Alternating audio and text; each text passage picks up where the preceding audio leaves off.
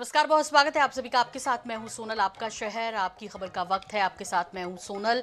मध्य प्रदेश से खबर, जहां पर जबलपुर हाई कोर्ट ने न्यायिक प्रक्रिया में हस्तक्षेप के एक गंभीर मामले में सख्त रूप अपना लिया है और कोर्ट ने विजय राघवगढ़ के विधायक संजय पाठक के खिलाफ क्रिमिनल कंटेंट का मामला दर्ज करने के निर्देश दिए हैं।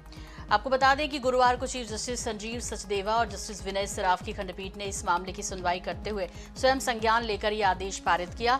मामला कटनी के सामाजिक कार्यकर्ता आशुतोष दीक्षित की दायर याचिका से जुड़ा है, जिसमें विधायक सहित अन्य अधिकारियों को प्रतिवादी बनाया गया था। दरअसल मामला एक माइनिंग से जुड़ी याचिका की सुनवाई के दौरान सामने आया, जब आरोप लगा कि विधायक संजय पाठक ने संबंधित न्यायाधीश को फोन कर केस पर चर्चा करने की इच्छा जताई।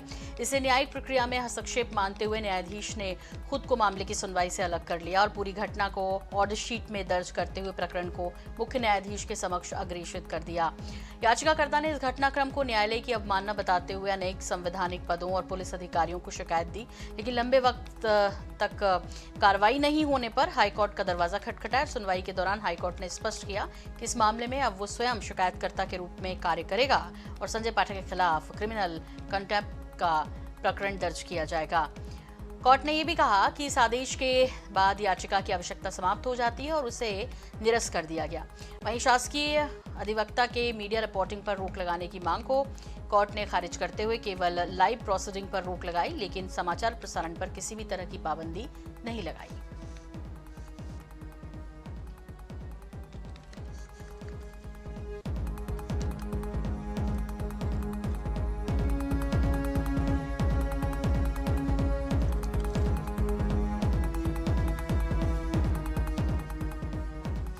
इस पर ज्यादा जानकारी के लिए बात करेंगे हमारे सहयोगी संजय साहू, जबलपुर से हमारे साथ जुड़ गए हैं। संजय, फैसला आए भी अब थोड़ा वक्त हो चुका है, ऐसे में आपसे जरूर समझना है कि किस तरह की प्रतिक्रियाएं आपको मिल रही है, चूंकि राजनीतिक रूप से संजय पाठक का करियर और दूसरा कोर्ट ने जिस तरह से खुद वो जो है फरियादी बना है और ये केस, इस पूरे मामले को किस तरह अब देखा जा रहा है संजय?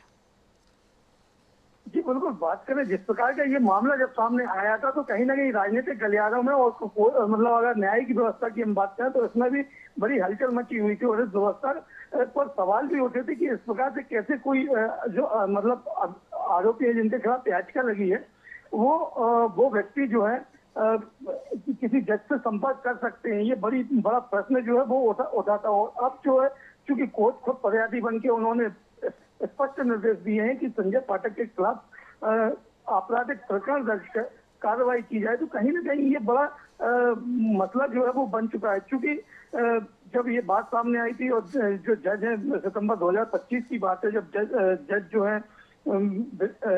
विशाल मिश्रा उनके द्वारा ये बात संज्ञान में लाई गई थी। उन्होंने अपनी जो याचिका है उसको जो चीफ जस्टिस उनके पास पहुंचा दी थी। तो ये तमाम प्रकार की चीजें हुई और इस दौरान बहुत सारी चीजें हुई। हालांकि ये जो फैसला है अब सोमोटो जो है वो हाईकोर्ट ने लिया, लेकिन इस पर एक याचिका लगी थी जो कि कटनी निवासी आशुतोष तिवारी हैं उनके द्वारा लगाई गई थी और यही मांग की गई थी कि इनके खिलाफ आपराधिक प्रकरण दर्ज किया जाए। अब चूंकि ये फैसला आया तो ये मुश्किलें जो है संजय पाठक की वो बढ़ती हुई दिखाई दे रही, क्योंकि वो पहले ही ऑलरेडी एक मामले में खनिज विभाग की जो प्रक्रिया उसमें फंसे हुए और अब ये दूसरा मामला जो है वो उनके समक्ष आ चुका है। जी बिल्कुल संजय, बहुत बहुत शुक्रिया इस तमाम जानकारी के लिए आपका। धार मामले की बात करेंगे। धार भोजशाला मामले में आज इंदौर हाईकोर्ट में अहम सुनवाई हुई। इस दौरान वरिष्ठ अधिवक्ता सलमान खुर्शीद और विष्णु शंकर जैन ने अपनी अपनी दलीलें पेश की। सभी पक्षों को सुनने के बाद कोर्ट ने अगली सुनवाई 6 अप्रैल को तय कर दी है। अब 6 अप्रैल से लगातार सुनवाई होगी। दरअसल सुनवाई के दौरान मुस्लिम पक्ष ने धार में चल रहे सिविल सूट का हवाला देते हुए कहा कि पहले उस मामले की सुनवाई पूरी की जाए। सिविल सूट पर अगली सुनवाई 10 अप्रैल को निर्धारित है। वहीं मुस्लिम पक्ष की ओर से सुप्रीम कोर्ट में हाल ही में तारीख आगे बढ़ाने और 3 बिंदुओं पर सुनवाई की मांग को लेकर वरिष्ठ अधिवक्ता सलमान खुर्शीद की ओर से याचिका दायर की गई थी, जिसे सुप्रीम कोर्ट ने इंदौर हाई कोर्ट भेज दिया था और इस मामले की सुनवाई भी अगली पेशी पर इंदौर हाई कोर्ट की डबल बेंच पर की जाएगी।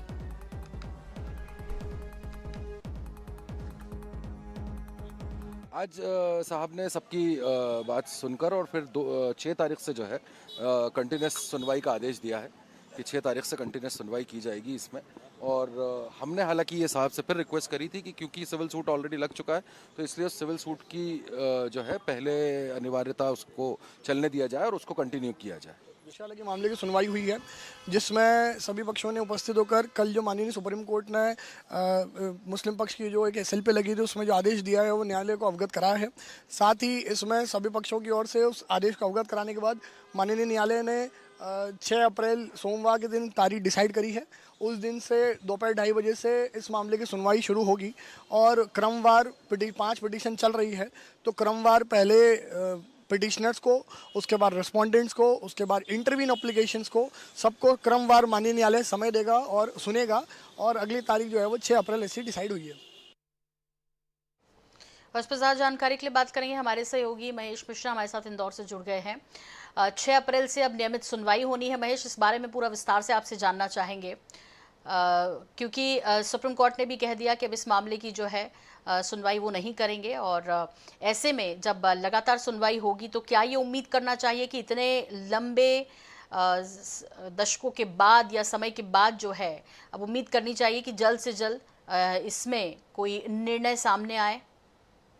देखिए, निश्चित तौर पर सुप्रीम कोर्ट ने पहले ही तय किया था, आज की तारीख तय थी कि 2 अप्रैल तक इस मामले में फैसला देना है, पर इसी बीच में मुस्लिम पक्ष जो है वो एक याचिका लेके एक अपनी एक निवेदन लेके सुप्रीम कोर्ट पहुंच गया था आज से 2 दिन पहले, और वहां सुप्रीम कोर्ट ने फिर इसमें एक नया ये दिया कि भाई इस मामले में जो है सलमान खुर्शीद मुस्लिम पक्ष की तरफ से पहुंचे थे और उनकी डिमांड थी कि जो एसआई ने जो सर्वे किया है, सर्वे की वीडियोग्राफी और फोटोग्राफी उन्हें सौंपी जाए। उसको लेकर सुप्रीम कोर्ट ने इसकी सुनवाई के लिए इंदौर हाई कोर्ट की बेंच के लिए ही उन्होंने निर्देशित किया था और कहा था कि इसका डिसीजन जो है वो इंदौर में ही लिया जाएगा, सारे केस वहीं सुने जा रहे हैं, उसके बाद में भी कोई जरूरत लगती है उस फैसले के बाद में तो आगे लोग जो है उनके लिए सुप्रीम कोर्ट के दरवाजे खुले। तो आज जो सुनवाई हुई थी, आज सुनवाई में इसमें कुल 10 पक्ष हो गए हैं अभी तक। इसमें 4 जो है अपील करने वाले हैं, जो पहले याचिका दायर करने वाले हैं, एक इसमें रिट पिटीशन लगी हुई है, उसके अलावा 4 जो है इसमें इंटरविनर लोग बने हुए हैं, और एक कुछ समय पहले एक और पक्ष इसमें आया है जो जैन समाज है।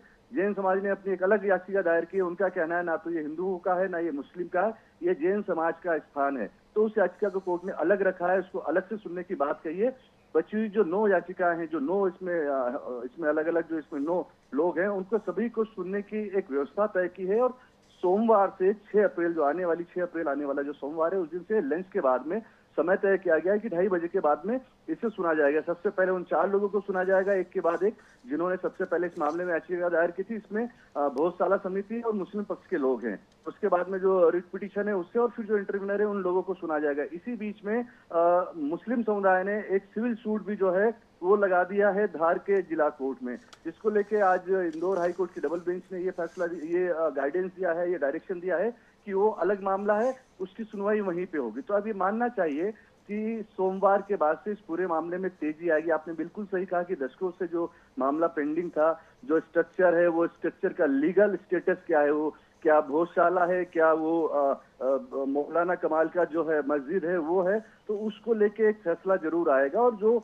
उम्मीद की जा रही है कि आने वाले 1 या 2 महीने में ये आ सकता है, जिस स्पीड से इसको सुना जा रहा है, पर इसके बाद भी सुप्रीम कोर्ट के रास्ते दोनों पक्षों के लिए खुले रहेंगे। जो भी पक्ष इसमें मतलब संतुष्ट नहीं होगा वो सुप्रीम कोर्ट तक जाएगा। तो ये मानना चाहिए कि ये मामला इंदौर जो डीबी है यहाँ पे तो इसका जल्दी फैसला आ जाएगा, पर पूरी तरीके से कानूनी जो अलग अलग जो इसमें रेमेडीज होती हैं उनका पूरा होने में अभी लंबा समय लगेगा। मामला सुप्रीम कोर्ट तक जाएगा। जी बहुत बहुत शुक्रिया इस तमाम जानकारी के लिए महेश आपका। भारतीय इतिहास की स्वर्णिम अध्याय और न्यायप्रियता के वैश्विक प्रतीक चक्रवर्ती सम्राट विक्रमादित्य का अदम्य साहस अब धर्म नगरी काशी की फिजाओं में महसूस किया जाएगा। मध्य प्रदेश सरकार की पहल पर विक्रमोत्सव 2026 के अंतर्गत वाराणसी के BLW मैदान में 3 से 5 अप्रैल 2026 तक भव्य महानाट्य सम्राट विक्रमादित्य का मंचन होने जा रहा है। मध्य प्रदेश से दिल्ली से होते हुए अब वाराणसी में इसका आयोजन होने जा रहा है। मध्य प्रदेश की मोहन सरकार आज भारतीय ज्ञान परंपरा और गौरवशाली सांस्कृतिक विरासत को विश्व पटल पर अंकित करने के अपने मिशन में एक नया अध्याय जोड़ने जा रही है। मुख्यमंत्री डॉक्टर मोहन यादव की दूरदर्शी सोच का ही परिणाम है कि बाबा महाकाल की नगरी उज्जैन से शुरू हुआ विक्रमोत्सव 2026 का कारवां अब बाबा विश्वनाथ की नगरी वाराणसी पहुंच रहा है। आगामी 3 से 5 अप्रैल 2026 तक वाराणसी के भव्य मंच पर महानाट्य सम्राट विक्रमादित्य का मंचन किया जाएगा। यह आयोजन केवल एक नाटक नहीं बल्कि सांस्कृतिक राष्ट्रवाद का एक ऐसा महाकुंभ है जो उत्तर प्रदेश और मध्य प्रदेश के सांस्कृतिक संबंधों को और अधिक प्रगाढ़ करेगा। ये प्रोग्राम किस तरीके का है और आयोजन हो रहा है और पर्यटन को लेके एक अहम कदम उठाया गया। सरकार ने एमओयू भी साइन किया है। किस दृष्टि से इसको देखते हैं, आने वाले समय में पर्यटन को लेकर कितना बढ़ावा?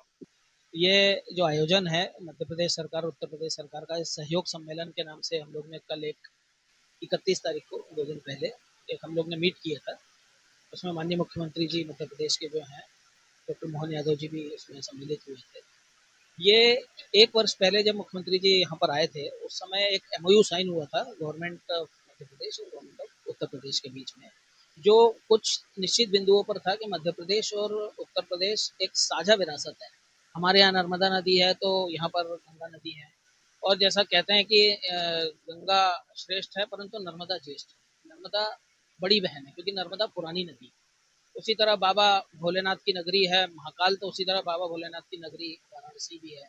वहाँ हम महाकाल का नारा लगाते हैं, यहाँ बाबा तो हम लोग की एक साझी विरासत है। तो जो ये साझी विरासत है इसका हम दोनों स्टेट्स को लाभ मिले और दोनों स्टेट्स में पर्यटन के सर्किट बने। कि अभी भारत सरकार ने एक पहल करके वाराणसी से उज्जैन के लिए डायरेक्ट एक महाकाल एक्सप्रेस भी शुरू की है कि जिन लोग बाबा विश्वनाथ का दर्शन करते हैं वो फिर जाके महाकाल का दर्शन भी कर सकते हैं। वाराणसी में होने वाला यह महानाट्य जन जन को उस कालखंड से परिचित कराएगा जब भारत खगोल शास्त्र और विज्ञान में विश्व का नेतृत्व कर रहा था।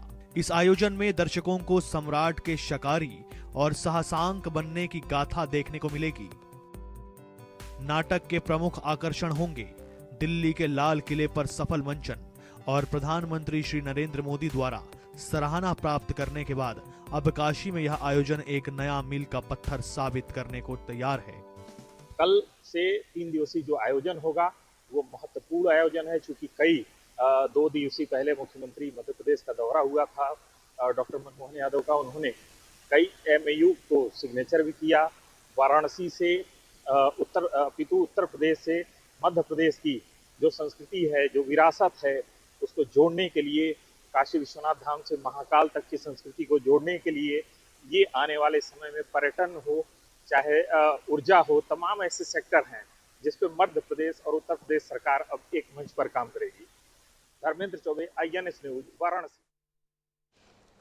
नागदा में कर्नाटक के राज्यपाल डॉक्टर थावरचंद गहलोत के पोते और निजी अस्पताल संचालक मनीष गहलोत के खिलाफ स्वास्थ्य विभाग के BMO डॉक्टर शिवराज कौशल ने बिरला ग्राम थाने में लिखित शिकायत का आवेदन बुधवार को दिया, जिसमें उन्होंने सरकारी अस्पताल से CM हेल्पलाइन डेटा वाला CPU जबरन ले जाने और रोकने पर मारपीट करने सहित पत्नी को उठाने तक की धमकी देने का आरोप लगाया। BMO ने बाकायदा आवेदन देकर शासकीय कार्य में बाधा, मारपीट और जान से मारने की धमकी देने पर प्रकरण दर्ज करने की मांग की। आरोपी पर यह भी आरोप है कि ये अपने निजी अस्पताल में सरकारी अस्पताल से प्रसूताओं को भेजने और निजी क्लिनिक को बंद करने का दबाव बना रहे थे।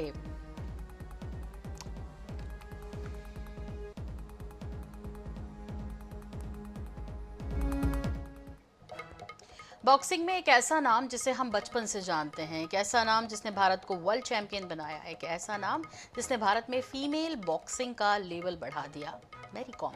मैरी कॉम आज खेलो इंडिया के समापन समारोह में शामिल होने के लिए राजधानी रायपुर पहुंची और INH 24/7 से खास बातचीत की। उन्होंने मैरी कॉम में खेलो इंडिया जैसे कार्यक्रमों की जमकर तारीफ की और INH के साथ उन्होंने अपनी बॉक्सिंग रिंग के बाहर की जिंदगी को साझा किया और एक आम लड़की से वर्ल्ड चैंपियन बनने तक के सफर में आई चुनौतियों के बारे में भी बताया। सुनिए।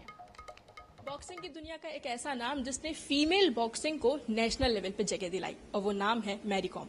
मैरी कॉम जी आज हमारे साथ खुद मौजूद हैं। हम उन्हीं से जानेंगे और बातचीत करेंगे कि आखिर उनका सफर कैसा था और छत्तीसगढ़ में खेलो इंडिया हो रहा है जिसे पहली बार होस्ट किया जा रहा है, उसे लेके उनका क्या कुछ कहना है। मैम, सबसे पहले तो एक बार फिर से छत्तीसगढ़ रायपुर में आपका स्वागत है। बहुत बहुत धन्यवाद। खेलो इंडिया जो है वो छत्तीसगढ़ होस्ट कर रहा है पहली बार। खेलो इंडिया को लेके आप क्या कहेंगी, किस तरीके से आप खेलो इंडिया को देखती हैं? खेलो इंडिया जब हमारा प्रधानमंत्री नरेंद्र मोदी जी ने जो शुरुआत किया था और तब से लेके अभी स्पोर्टिंग में कितना अच्छा हो रहा है, सिर्फ छत्तीसगढ़ में नहीं था, हमारा देश में जो भी खेलो इंडिया गेम्स ऑर्गेनाइज किया, प्रोग्राम जो खिलाड़ियों के लिए प्लेटफॉर्म जगह बनाया, बच्चे लोग कितना इम्प्रूवमेंट हुआ, कितना अच्छा परफॉर्मेंस दिया, कितना टैलेंट, कितना लोग आगे बढ़ा। और स्पेशली आज छत्तीसगढ़ में आया, कल हमारा खेलो इंडिया ट्राइबल गेम्स 2026 के लिए क्लोजिंग सेरेमनी के लिए बुलाया गया। मुझे बहुत अच्छा लगा। और बीइंग ए ट्राइबल, और ये सेकंड टाइम है। पहले ये बस्तर में बस्तर ओलंपिक में भी आया हूँ। और युवा लोगों को, उन लोगों को क्या एनर्जी, उन लोगों का ड्रीम, मतलब उन लोगों का इंटरेस्ट स्पोर्टिंग में देके बहुत अच्छा लगा। कांग्रेचुलेट देना चाहती हूँ। और जो भी सरकार सपोर्ट किया है, डिपार्टमेंट सपोर्ट किया है, उन लोगों को बहुत बहुत बधाई देना चाहती हूँ। ऐसे अच्छा स्पोर्टिंग में अच्छा स्टेप लेके आया, और आगे में भी ऐसे ही सपोर्ट करते रहो। मैरी कॉम आज हमारे साथ मौजूद थी, जिन्होंने अपने सालों का एक्सपीरियंस INH के साथ शेयर किया। एक आम लड़की से बनने से लेके वर्ल्ड चैंपियन बनने तक का सफर कैसा था वो बताया। और साथ ही साथ रिंग के अंदर की लाइफ तो हम जानते हैं, लेकिन रिंग के बाहर की लाइफ कैसी है वो सभी जो है वो आज उन्होंने INH के साथ साझा की। कैमरामैन रिजवान कुरैशी के साथ मनीषा त्रिपाठी, INH 24/7 रायपुर। इधर धमतरी में नगर सेना का जवान दीपक पटेल संदिग्ध परिस्थितियों में लापता हो गया। बताया जा रहा है कि उसने 2 दिन पहले ही ड्यूटी ज्वाइन की थी, लेकिन उसके बाद से वो घर नहीं लौटा। परिजनों ने काफी खोजबीन के बाद रुद्री थाने में गुमशुदगी की शिकायत दर्ज करा दी है। परिवार के अनुसार दीपक पटेल का अचानक संपर्क टूट जाना चिंता का विषय बना हुआ है। पुलिस ने मामला दर्ज कर लिया है और लापता जवान की तलाश शुरू कर दी है। फिलहाल पुलिस पर हर पहलू से मामले की जांच में जुटी है।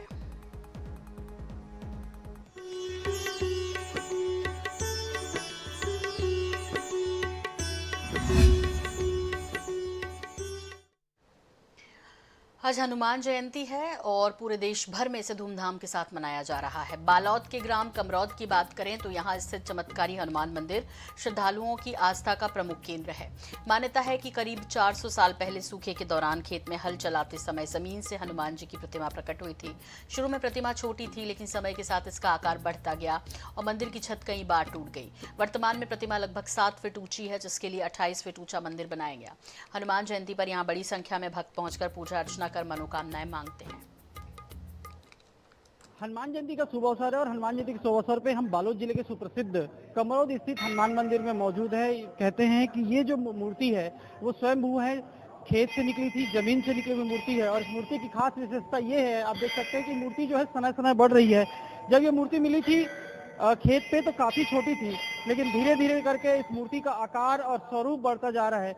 निश्चित ये चमत्कारिक हनुमान मंदिर कहा जाता है और इसकी अलग ही विशेषता है। आज हनुमान जयंती में आप देख सकते हैं कि लोगों की जो श्रद्धालुओं की जो भीड़ है, बहुत ही पुराना मंदिर है। साक्षात हनुमान जी का यहाँ पे दर्शन हमको मिलता है और यहाँ पे दूर दूर से भक्त आते हैं और यहाँ पे जो भी मनोकामना मांगी जाती है वो हम हनुमान जी पूरी करते हैं। और आप देख सकते हैं कि यहाँ पे कितना भीड़ है।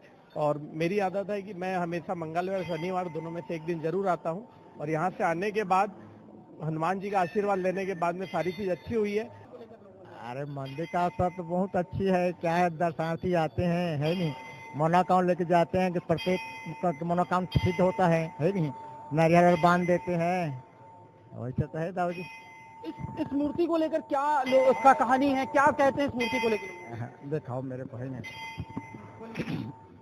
इस मंदिर को आज से 400 साल है ना, 400 साल हो गए। धीरे धीरे बढ़ा है प्रतिमा। इसको बुजुर्ग साल बताते बहुत छोटा था करके धीरे धीरे बढ़े हैं और जो भी मनोकामना लेकर आते हैं उससे कार्य सिद्ध होता है। महाशिवरात्रि मेला लगता है, दोनों पक्ष में जो जलाते हैं, हनुमान जयंती मनाते हैं।